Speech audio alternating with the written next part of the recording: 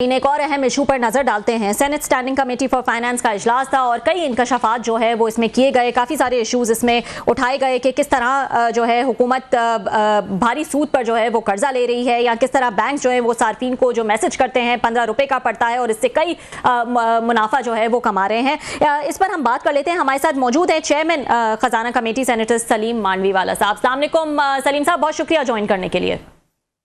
जी वालेकुम जी सलीम साहब, सबसे पहले तो इसी इशू से मैं आगाज करूंगी कि बैंक्स, ये इंकशाफ किया गया इस मीटिंग में कि बैंक जो है वो सार्फिन से 15 रुपए का मैसेज जो है वो चार्ज कर रहे हैं और बेतहाशा मुनाफा जो है वो कमा रहे हैं। और टेलीकॉम के सीईओ ने भी इस हवाले से कोई बात की जिसपे वहां पे काफी गुस्सा जो है वो नजर आया। क्या माजरा था?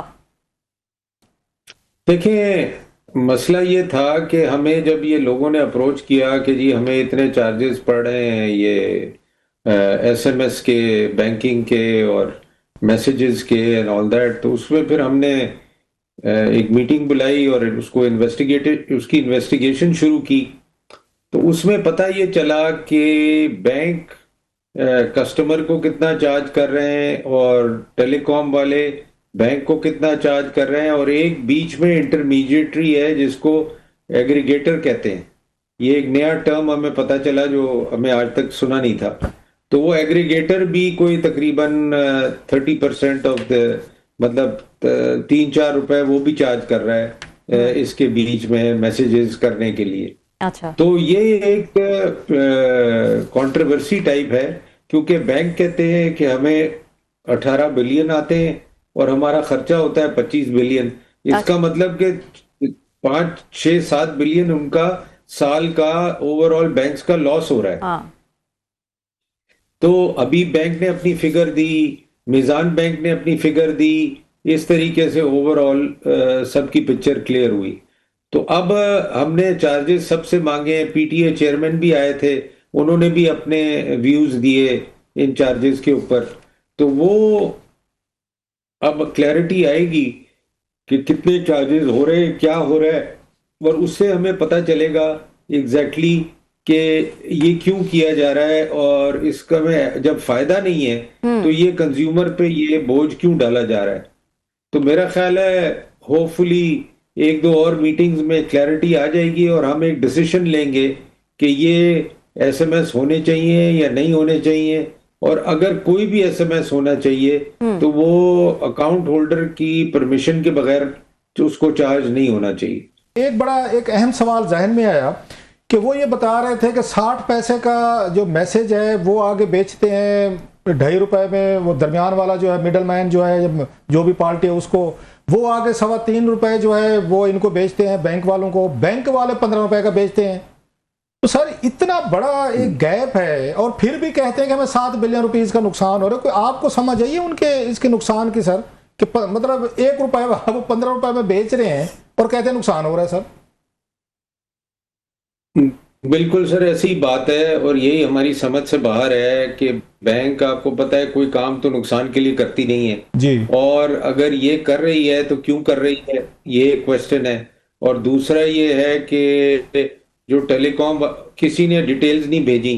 आज पीटीए चेयरमैन ने डिटेल्स दी हमें और टेलीकॉम वालों ने दी। बैंकों ने आज तक अभी तक कोई डिटेल नहीं भेजी, सिर्फ मिजान बैंक ने वो डिटेल वर्बली बताई, लिख के हमें कुछ नहीं भेजा। तो अब जब तक ये तीनों जगहों से चीजें लिख के नहीं आ जाएंगी तो हमारे लिए बड़ा डिफिकल्ट है असेस करना कि एक्चुअली ये चार्जेस कौन क्या कर रहा है और क्या इसका मकसद है। एक तो जो हबीब बैंक के प्रेसिडेंट ने बात की ना, वो बात की कि जी ज्यादातर हमें जो कॉस्ट आ रही है वो रेगुलेटरी मैसेजेस की आ रही है और हमारा कोई 200 मिलियन का लॉस है महीने का, 205। और इसी तरह मिजान ने कहा 1.1 बिलियन का, यानी 2.4 बिलियन का नेशनल हबीब बैंक का लॉस है और 1.1 बिलियन का मिजान बैंक का लॉस है। ये तो 2 बैंकों ने बात की।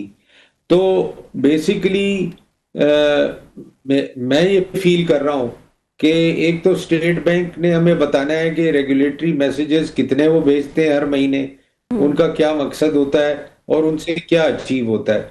तो एक चीज तो कंफर्म है कि वो स्टेट बैंक अगर हमसे एग्री कर जाए और ये रेगुलेटरी मैसेजेस बंद हो जाएं, तो ऑटोमेटिकली फिर रह जाएंगे सिर्फ वो मैसेजेस जो कस्टमर खुद कंसर्न करता है। से एग्री करके बैंक उसको भेजता है। अच्छा सर, ये बताइएगा, वो भी clear जैसे नहीं है। आप बता रहे हैं, मतलब दैट्स वेरी इंटरेस्टिंग कि कोई बैंक अपने घाटे का कारोबार करेगा, वो भी 7 बिलियन रुपीस का, कि 18 रुपया कमा रहे हैं एक साल में, सवाल ही पैदा नहीं होता। और कहते हैं जनाब कि सवाल ही पैदा नहीं। हमें वहां पे 25,000 रुपए का हमारा कास्ट है। और दूसरी बात सर, अगर ये मान लिया जाए, ये तो बैंक के सीईओज को या उनके चेयरमैनों को, सदूर को तो सैक करना चाहिए, बोर्ड के जो बैंकों के बोर्ड हैं, कि इतने नालायक हैं कि जो 60 पैसे का मैसेज है वो 15 रुपए में बेचकर वो फिर भी घाटे में जा रहे हैं सर। ये तो फिर दुनिया की सबसे बड़ी नालायक इन्होंने वहां पे अपने सीईओ बिठाए हुए हैं, चेयरमैन और सदर बिठाए हुए हैं सर।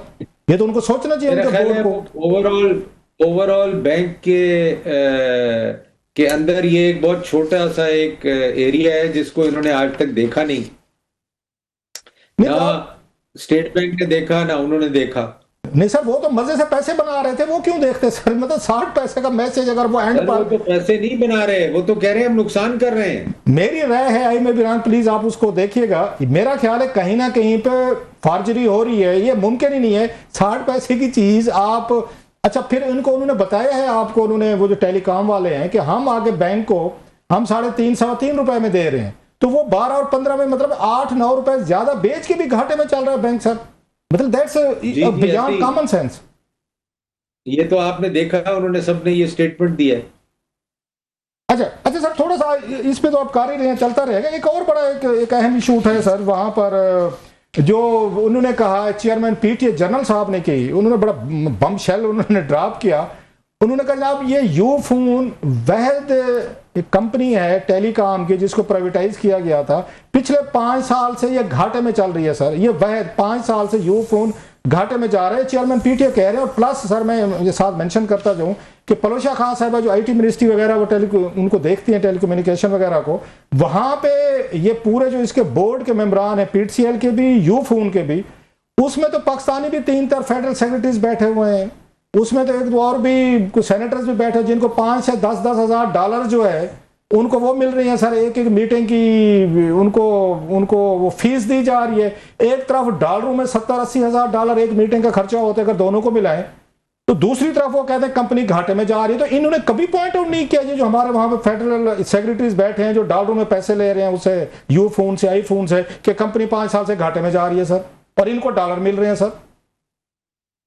अच्छा, मैं आपको साहब, ये तो आपने एक आज आपको बात पता चली, ऐसी कई हमारी कंपनीज हैं जो एसओईज हैं और दूसरी हैं जो घाटे में हैं, जिनको ये और इस पे एससीसीपी ने रिस्ट्रिक्शन भी लगाई है कि बोर्ड मेंबर्स को कितनी पेमेंट होगी।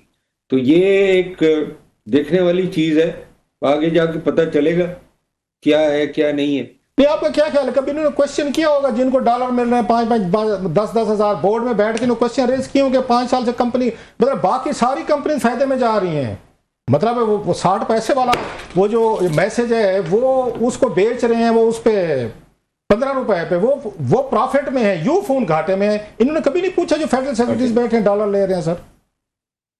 बस ऐसे ही है, आप यही समझ लें, वो बोर्ड के अटेंडेंस की फी लेने आते हैं, बाकी उनको कोई इंटरेस्ट नहीं होता कंपनी लॉस में है प्रॉफिट में।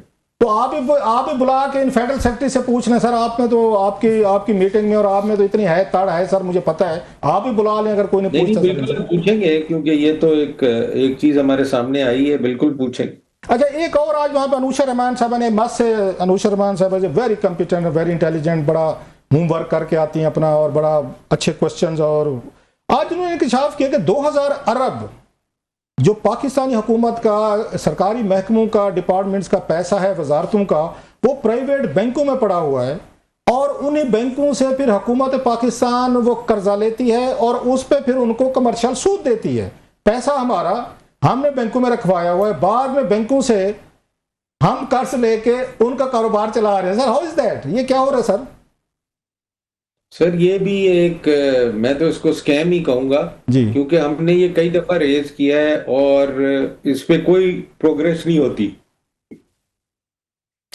तो इसमें हमें यही फील होता है कि ये लोग जो हैं ये चाह रहे हैं कि ये हम करते रहें, और हम जो भी लोग ये डिपॉजिट्स रख रहे हैं या जो भी कर रहे हैं कंपनीज में, और जो उनके सीईओज हैं या उनके सीएफओज हैं, वो ये करते जा रहे हैं, और गवर्नमेंट को नुकसान हो रहा है, और इदारे जो हैं वो इन डिपॉजिट से पैसे बना रहे हैं। सर आपको इसकी वजह ये तो नहीं लगती, ये जो ट्रेंड किया गया है कि वो कारपोरेट से पैसा इकट्ठा करें, लोगों के सेविंग से पैसा इकट्ठा करें, बैंक वगैरह कोशिश करें, जब उनको इतनी हुकूमत से बैठे बैठे पैसा मिल जाता है और हुकूमत को दोबारा वो बारों को या लोन भी दे देते हैं और उस पर कमर्शियल वो प्रॉफिट कमाते हैं, तो सर एक साथ में अगर उसमें ये बात भी आ रही है कि पहले शौकत अजीज है वो बैंकर थे, आपको पता है बैंकर तो डिपॉजिट के लिए जाता है, उसके बाद शौकत तरीन साहब आ गए, वो बैंकर थे सर, वो भी डिपॉजिट को उन्होंने एनकरेज किया। अब मौजूदा जो आपके ये हैं वजीर खजाना साहब, ये भी बैंकर हैं, तो ये तो अपने बैंक के वो देख रहे हैं, ये फायदा देख रहे हैं हुकूमत पाकिस्तान का, लोगों को तो नहीं देख रहे कि बिलियंस ऑफ रुपीस हम डेली उन्हीं अपने पैसों को लोन के तौर पर ले रहे हैं,